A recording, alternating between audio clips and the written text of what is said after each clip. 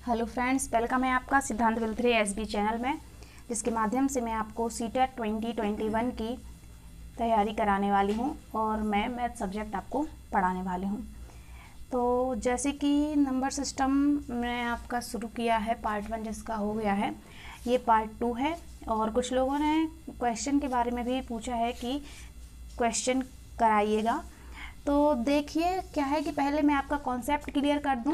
एक पार्ट में मैं आपका कॉन्सेप्ट क्लियर करूंगी और उसी के साथ साथ मैं उसी के बाद कॉन्सेप्ट क्लियर होने के बाद आपके साथ वो क्वेश्चन लेके आऊँगी और डिस्कस करूँगी, ताकि आप क्वेश्चन अच्छे से कर सकें, ताकि आपको कॉन्सेप्ट क्लियर हो और आपको फिर उस हिसाब से क्वेश्चन भी समझ में आएंगे। तो फिर मैं आपको अभी कॉन्सेप्ट के पहले क्लियर कर देती हूँ, फिर उसके बाद जब मैं क्वेश्चन कराऊँगी तब साथ में कॉन्सेप्ट बताती जाऊँगी। तो मैं क्वेश्चन लेके भी आने वाली हूँ। अब ये जो नंबर सिस्टम है, जैसे कि मैंने बताया ही है कि ये पेपर फर्स्ट और पेपर सेकंड दोनों के लिए उपयोगी है। तो आज हम पढ़ेंगे संख्याओं के गुण के बारे में। कल हमने कई प्रकार की संख्याएं पढ़ी थी, जैसे कि प्राकृत संख्याएं, पूर्ण संख्याएं, भाज्य संख्याएं, अभाज्य संख्याएं। आज हम पूर्ण संख्याओं के गुण के बारे में पढ़ेंगे। तो जैसे कि कल मैंने आप लोग को समझाया था, पूर्ण संख्याएं क्या होती हैं। 0 से स्टार्ट करके 1 2 3 बिल्कुल अनंत तक जाएंगे तो पूर्ण संख्याएं होंगी। 0 से लेकर अनंत तक हम ले जाएंगे तो ये संख्याएं कहलाती हैं पूर्ण संख्याएं। अगर हम 1 2 3 अनंत तक ले जाएंगे तो ये संख्याएं प्राकृत संख्याएं होती हैं। ये संख्याएं प्राकृत होती हैं क्योंकि हम जब किसी भी चीज़ को गिनते हैं तो हम 1 से 1 2 3 या 1 से 1 2 3 ऐसे स्टार्ट करते हैं। हम 0 से स्टार्ट नहीं करते। किसी भी नंबर को अगर हमें गिनना है तो हम 1 2 3 से स्टार्ट करते हैं, इसलिए इन्हें हम प्राकृत संख्याएं बोलते हैं। और अगर हम इनमें 0 ऐड कर देते हैं तो ये संख्याएं हो जाती हैं पूर्ण संख्याएं। 0 से लेकर 1 2 3 अनंत तक जो संख्याएं होती हैं वो क्या होती हैं, पूर्ण संख्याएं होती हैं। और हम इन्हीं संख्याओं के गुणों के बारे में आज पढ़ेंगे। तो फर्स्ट हम देखेंगे समवृद्ध गुण। समवृद्ध गुण क्या होता है? तो समवृद्ध गुण जो होता है वो ये होता है कि जो दो पूर्ण संख्याओं का अगर हम योग करेंगे और गुणन करेंगे तो उससे जो हमें संख्या प्राप्त होगी वो पूर्ण संख्या ही प्राप्त होगी। तो पूर्ण संख्याएं योग के अंतर्गत तथा गुणन के अंतर्गत समवृद्ध होती हैं। यानी कि योग तथा जो गुणन है वो ही समवृद्ध नियम का पालन करता है। क्योंकि अगर हम किसी भी संख्या का योग करेंगे, अगर हम दो पूर्ण संख्याओं का योग करेंगे तो हमें पूर्ण संख्या मिलेगी। अगर हम दो पूर्ण संख्याओं का गुणन करेंगे तो भी हमें पूर्ण संख्या ही मिलेगी। मतलब योग और गुणन पूर्ण संख्या समवृद्ध नियम का पालन करते हैं। आगे हम देखेंगे कि जो दो पूर्ण संख्याओं का व्यवकलन यानी कि घटाना और विभाजन करना समवृद्ध के अंतर्गत नहीं आता है। मतलब अगर हम दो पूर्ण संख्याओं का गुणा करेंगे या योग करेंगे तो हमें पूर्ण संख्या ही मिलेगी, लेकिन अगर हम उनका घटाना और भाग करेंगे तो हमें पूर्ण संख्या नहीं मिलेगी। तो देखिए, जैसा कि आप देख सकते हैं कि 5 एक पूर्ण संख्या है और उसको हमने 5 ही के साथ जोड़ा तो हमें 10 मिला, जो कि एक पूर्ण संख्या है। अब हम दूसरा आप देख लेंगे कि ये एक अलग पूर्ण संख्या है, ये एक अलग पूर्ण संख्या है। हमने इन दोनों को जोड़ा तो ये हमें 7 जो है पूर्ण संख्या मिल गई है। यानी कि यही समवृद्ध नियम है कि अगर हम दो पूर्ण संख्याओं को जोड़ेंगे तो हमें पूर्ण संख्या ही मिलेगी, और अगर हम दो पूर्ण संख्याओं का गुणा करेंगे तो भी हमें पूर्ण संख्या मिलेगी। जैसे कि हमने 5 एक पूर्ण संख्या है, 7 एक पूर्ण संख्या है, इनका गुणा किया तो 35 एक हमें पूर्ण संख्या मिल गई। तो समवृद्ध नियम का पूर्ण संख्या के अंतर्गत संक्रियाएं करने पर पूर्ण संख्या ही मिलती है, ये समवृद्ध नियम है। लेकिन इसके अंतर्गत केवल योग और गुणा करना आता है। घटाना और विभाजन करना इस नियम का पालन नहीं करते या समवृद्ध के अंतर्गत नहीं आते हैं। जैसे कि अगर हम 6 को ले लें और 6 में से हम 2 घटाएं तो हमें 4 मिलेगी, जो कि पूर्ण संख्या है। अब देखो, 7 भी पूर्ण संख्या है, 8 भी पूर्ण संख्या है, लेकिन अगर हम घटा देंगे तो हमें -1 मिल रहा है।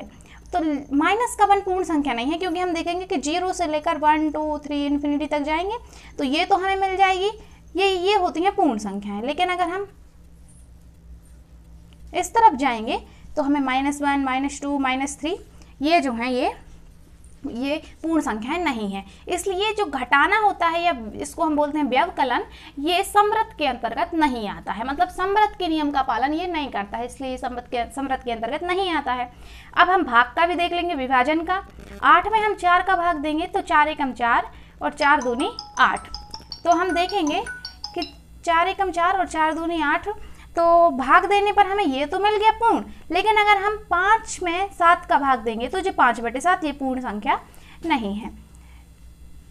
तो आप देख सकते हैं कि जो हमने समृत नियम पढ़ा, समृत नियम क्या होता है कि दो पूर्ण संख्याओं का अगर हम गुणा करेंगे और भाग करेंगे तो हमें पूर्ण संख्या ही मिलेगी, लेकिन अगर हम घटाना और गुणा करेंगे और योग करेंगे तो हमें पूर्ण संख्या ही मिलेगी, लेकिन हम भाग करेंगे और घटाना करेंगे तो हमें पूर्ण संख्या नहीं मिलेगी। इसको हमने उदाहरण से भी जाना। हमने समृत नियम के बारे में जाना कि पूर्ण संख्याएं जो होती हैं अगर उनका गुणा करो या योग करो तो हमें पूर्ण संख्या ही मिलती है, लेकिन अगर हम उनका भाग करते हैं और घटाना करते हैं तो हमें पूर्ण संख्या नहीं मिलती है। मतलब ऐसे क्वेश्चन आ सकता है कि क्या योग और गुणन पूर्ण संख्या, योग या गुणन समृत के अंतर्गत आता है? तो हाँ, योग व गुणन समृत के अंतर्गत आता है, लेकिन घटाना और भाग करना समृत के अंतर्गत नहीं आता है। आगे हम देखेंगे कि शून्य से विभाजन परिभाषित नहीं है। मतलब अगर हम किसी भी संख्या में 0 से भाग देंगे तो वो परिभाषित नहीं होगा, वो सॉल्व नहीं होगा। जैसे कि 2 का भाग अगर 2 में अगर 0 का भाग देंगे तो परिभाषित नहीं होगा। ऐसी कोई भी संख्या ले सकते हैं, उसमें अगर हम 0 का भाग देंगे तो वो परिभाषित नहीं है। क्रम विनिमेयता का नियम। क्रम विनिमेयता का नियम क्या होता है? जैसे कि नाम से स्पष्ट, क्रम विनिमेय यानी कि क्रम, उसका ऑर्डर, विनिमेय होता है बदलना, उसके ऑर्डर को बदलना, संख्याओं के ऑर्डर को बदलना। इसका भी जो पालन है योग व गुणन ही करते हैं, भाग और घटाना इसके नियम का पालन नहीं करते हैं। मैं आपको इसके उदाहरण समझाती हूँ कि हम किन्हीं भी दो पूर्ण संख्याओं को किसी भी क्रम में जोड़ सकते हैं, गुणा कर सकते हैं। देखो, जैसे कि अगर हमने 5 और 7 को जोड़ा तो हमें 12 मिला। अब हमने इसका क्रम बदल दिया, 7 को यहाँ रख दिया, 5 को यहाँ रख दिया तो 12 हो गया। मतलब अगर योग में हमने इनका क्रम बदल दिया तो इससे कोई इफेक्ट नहीं पड़ा है, वो संख्याएं, उनका जो आंसर है वो ही आ रहा है। आगे हम देख लेंगे कि हम 5 और 2 का गुणा करेंगे तो भी हमें 10 मिलेगा। अब हम इनका क्रम बदल दिया, हमने 2 आगे कर दिया, 5 को पीछे कर दिया, तो 2 पंचे 10, गुणा करने पर, क्रम बदलने पर भी 10 का 10 आ रहा है। मतलब अगर हम इनका गुणा कर देंगे तो भी हमें 10 मिलेगा और प्लस कर देंगे तो भी 10 मिलेगा, संख्याओं को बदलने पर भी। मतलब अगर गुणा जो है वो भी क्रम विनिमय नियम का पालन कर रहा है, क्रम को बदलने पर उसमें कुछ असर नहीं हो रहा है, वही का वही आंसर आ रहा है। और प्लस है, योग है, वो भी वही सही आंसर दे रहा है, क्रम बदलने पर एक ही आंसर दे रहा है। अब हम देख लेंगे भाग के साथ। तो देखो, हमने जैसे कि भाग के साथ अगर हम इसको देखेंगे तो जैसे कि हमने 5 है, 5 का भाग हमने दिया 10 में, 10 में हमने 5 का भाग दिया तो हमें कितना मिला? 2। अब हम क्या करेंगे? 5 को आगे रख देंगे और 10 को पीछे रख देंगे, तो यहाँ हमें जो है ये सॉल्व हम नहीं कर पाएंगे, 10 का भाग 5 में नहीं जाता। मतलब क्रम बदलने पर भाग जो है वो एक ही आंसर नहीं देता है, मतलब भाग क्रम विनिमय नियम का पालन नहीं करता है। इसी प्रकार हम अब माइनस को देख लेंगे।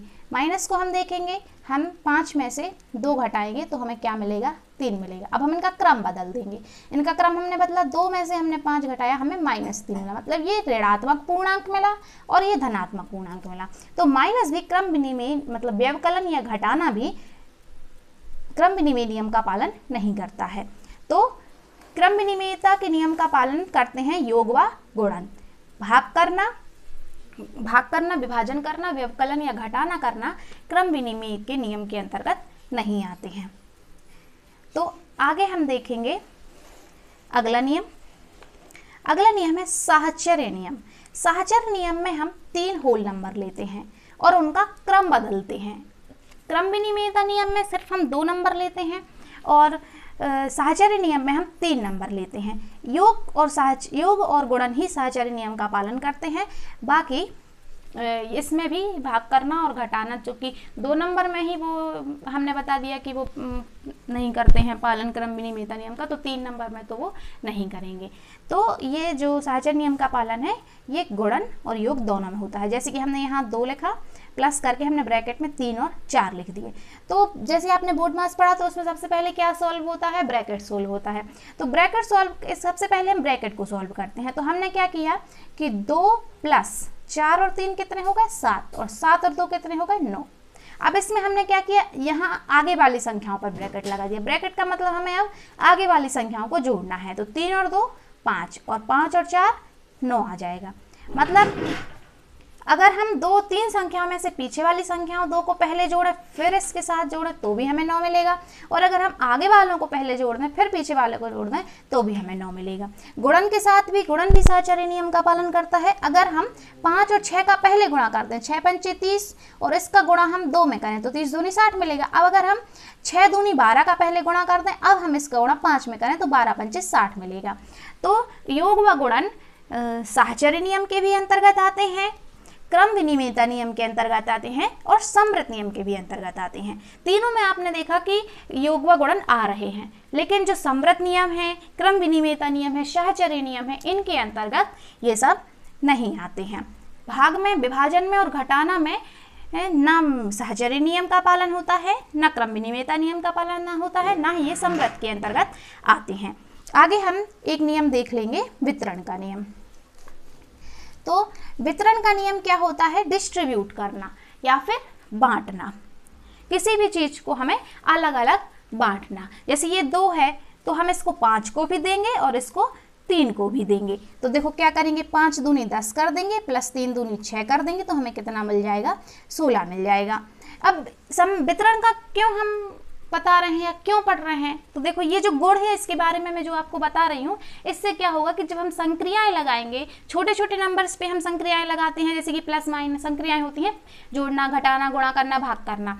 तो जब हम छोटे छोटे नंबर्स पे लगाते हैं तो ये तो बहुत आसान होती हैं। जैसे इसका बहुत आसान है, 5 और 3 8 2 जो 8 दूनी 16 कर दो, तो ये बहुत आसान है। लेकिन अगर जो बड़े बड़े जो गुणा होते हैं या भाग होते हैं, तो इनके अंतर्गत अगर हम ये गुण का यूज करते हैं तो वो हमें सवाल करना बहुत ही आसान हो जाता है। जैसे कि हमने लिखा 712 गुणे 109। अब हम इसको अगर इस टाइप से कर सकते हैं कि 9 का पहले 2 में देंगे, फिर 1 में देंगे, फिर 7 में देंगे, फिर 0 का देंगे, या फिर एक इस टाइप से भी होता है, वो ही यही है। अगर हम इस टाइप से करेंगे तो बहुत टाइम लगेगा। अब हम इसमें क्या करेंगे, वितरण के नियम का पालन करेंगे। वितरण के नियम में क्या होता है, जैसे 712 है तो 712 हमने लिया गुणा 109 है, 109 को हम जोड़ में कर लेंगे, डिवाइड कर लेंगे। देखो जैसे 5 + 3, तो इसको हम जोड़ में लिख लेंगे। कैसे लिख सकते हैं? 100 + 9, 100 + 9 लिख दिए। अब देखो 712 का जब हम 100 में गुणा करेंगे तो हमें क्या मिलेगा? 712 2 0। अब बस हम सिर्फ 9 का यहाँ गुणा कर देंगे।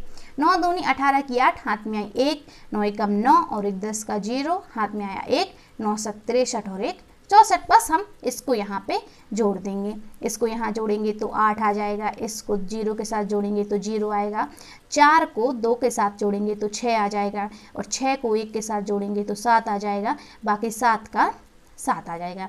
तो देखिए बहुत आसान हो गया। हमने क्या किया कि 712 था, 712 को हमने फिर क्या किया कि डायरेक्ट इससे गुणा करते तो थोड़ा हमें लंबा करना पड़ता, लेकिन हमने इसमें वितरण नियम का पालन किया। हमने इसमें वितरण नियम किया। ऐसे ही जब बड़े बड़े गुणा आते हैं तो हमें इसको ऐसे ही करना है। 100 प्लस हमने क्या लिख दिया? 9 लिख दिया। अब 712 से 100 का गुणा कर दिया तो 712 00 प्लस हमने 9 का गुणा कर दिया। तो देख लीजिए हमने इसका गुणा करके फिर इन दोनों को हमने जोड़ दिया। तो वितरण नियम के अंतर्गत हम अपने जो सवाल हैं उनको हम आसानी से हल कर सकते हैं। अब हमें इतना लंबा लंबा गुणा नहीं करना है बड़ी बड़ी संख्याओं को, हमें उसको वितरण नियम के अंतर्गत सॉल्व कर देना है। क्या करना है? 712 लिखा, फिर दूसरी संख्या को हम तोड़ देंगे, प्लस में तोड़ देंगे। यहाँ पे एक 0 वाले नंबर आने चाहिए ताकि 0 से डायरेक्ट 0 ऐड हो जाए, और फिर यहाँ पे हम एक संख्या का बस गुणा कर दें। तो हमने अभी तक देखा कि ये जो गुणा हमें करना है अगर, तो हम गुणा जो कर सकते हैं वो वितरण नियम से हम कर सकते हैं, जो कि आसानी से हो जाएगा। तो हमने देखा कि सहचर्य नियम देखा हमने, सहचर्य नियम, क्रम विनिमेयता का नियम और समवृत्त नियम।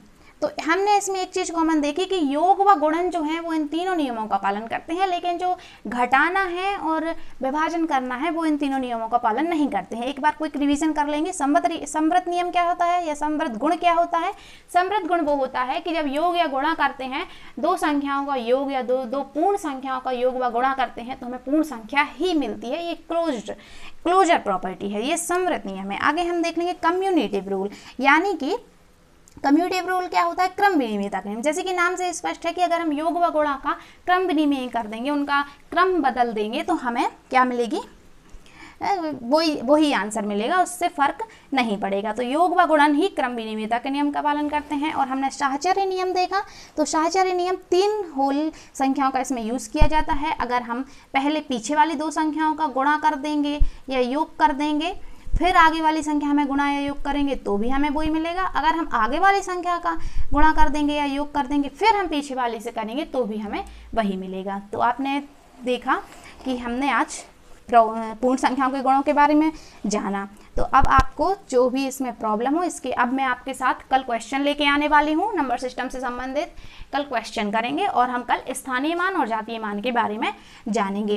तो हम देख लेंगे कि पूर्ण संख्याओं के गुण हमने देख लिए। अब आप क्या है कि मैं इस वीडियो को समाप्त करती हूँ और आप अच्छे से वीडियो को देख के आपको जो भी समझ में नहीं आ रहा है, जो भी आपके डाउट्स हैं, कमेंट में आप पूछ सकते हैं। Thank you so much.